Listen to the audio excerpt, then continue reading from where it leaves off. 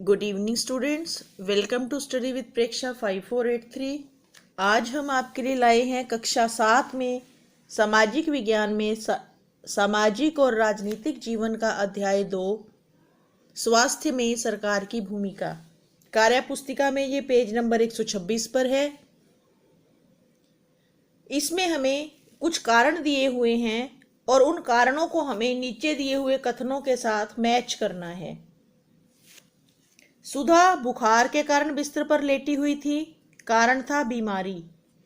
रमन का मोटरसाइकिल चलाते समय एक्सीडेंट हो गया और उसके पांव में प्लास्टर बंधा हुआ है, तो यहाँ कारण आएगा चोट।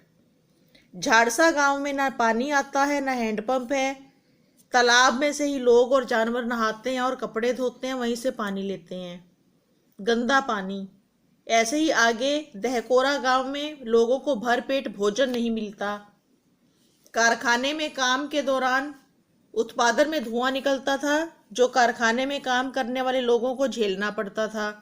प्रदूषण। सुनीता को दिन रात यही डर सताता रहता था कि वो फेल हो जाएगी। डरे सहमे रहना। अगर हम हर समय डरे सहमे रहते हैं तो इसका भी हमारे स्वास्थ्य पर बुरा प्रभाव पड़ता है। आंध्र प्रदेश के कई किसानों ने उधार ना चुका पाने के डर से आत्महत्या कर ली। घुटन भरी व्यवस्था, यानी कि जहां प्रशासन आपके मन की बात नहीं सुनता, आपकी सुविधाओं का ख्याल नहीं करता, उसे घुटन भरी व्यवस्था कहते हैं। अखबारों में से आपने एक लेख छांट के लिखना है। 2 है ये प्रश्न, अ और ब। अ में आपने लिखना है किसी सरकारी अस्पताल की दुर्दशा वाली खबर के बारे में, और ब में इसी तरह आपने एक ऐसा लेख छांटना है जिसमें आप हमारी स्वास्थ्य क्षेत्र की उपलब्धियां दिखाए जो। तो आप अखबार में से किसी भी नई सिविल अस्पताल की बिल्डिंग के निर्माण के बारे में लिख सकते हो। जैसे यमुनानगर में सिविल अस्पताल की नई बिल्डिंग बनी है, 250 बेड वाला अस्पताल है, अच्छा साफ सुथरा परिसर है। इस तरह की खबर छांट कर आप कटिंग भी लगा सकते हो और खुद भी लिख सकते हो। नीचे बनी तालिका में सिरसा जिले की जनसंख्या और उधर पाई जाने वाली सार्वजनिक और निजी स्वास्थ्य केंद्रों की संख्या दी गई है। इस टेबल को पढ़ करके कुछ एक निष्कर्ष निकालिए।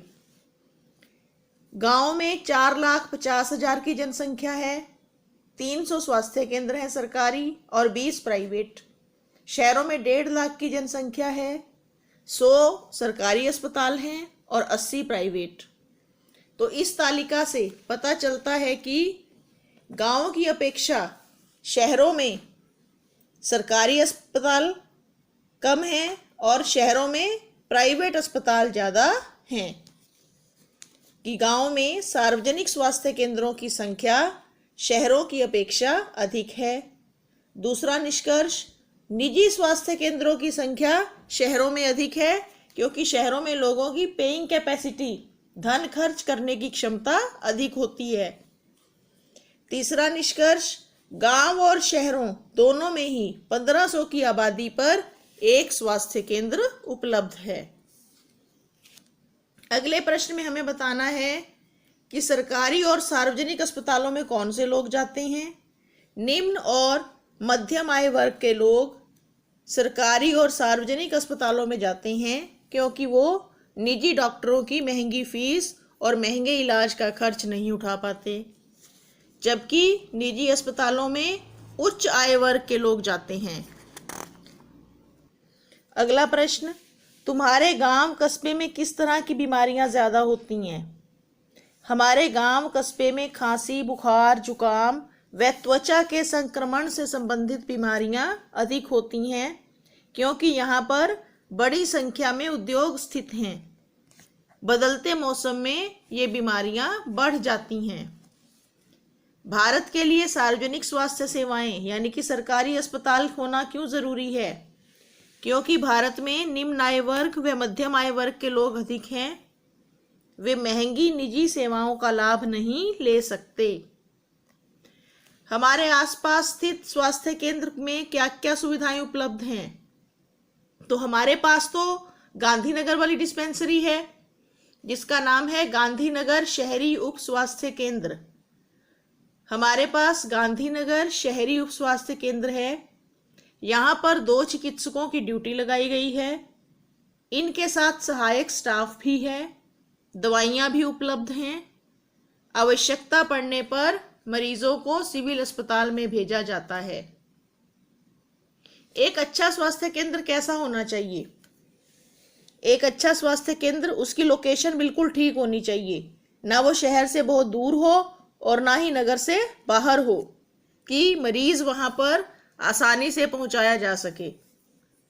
डॉक्टरों व नर्सों की संख्या उचित होनी चाहिए कि मरीजों की भीड़ लगी रहे और उन्हें देखने के लिए डॉक्टर ही ना हो।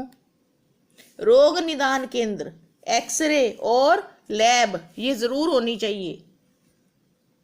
अस्पताल परिसर साफ सुथरा होना चाहिए। वहां से कचरा निस्तारण का प्रबंध होना चाहिए और इमरजेंसी में पेशेंट को देखने के लिए डॉक्टर होना चाहिए। उसे हम कहते हैं आपातकालीन सुविधाएं। गलत या सही बताएं। पहला गलत, दूसरा सही, तीसरा सही, चौथा और पांचवा गलत। अब केरल और कोस्टारिका के स्वास्थ्य पर खर्च बढ़ाने के तरीके हैं। केरल सरकार ने 40% फंड पंचायतों के हवाले कर दिया है कि वो अपने हिसाब से इसे जन सुविधाओं पर खर्चें। और कोस्टारिका ने क्या किया, कई साल पहले सेना ना रखने का निर्णय लिया था कि ये पैसा बचेगा तो हम लोगों के स्वास्थ्य, शिक्षा व अन्य बुनियादी जरूरतों पर पैसा खर्च करेंगे। हम कोस्टारिका सरकार के इस तरीके से सहमत हैं। ये वीडियो यहाँ खत्म होता है। देखते रहिए स्टडी विद प्रेक्षा 5483। धन्यवाद।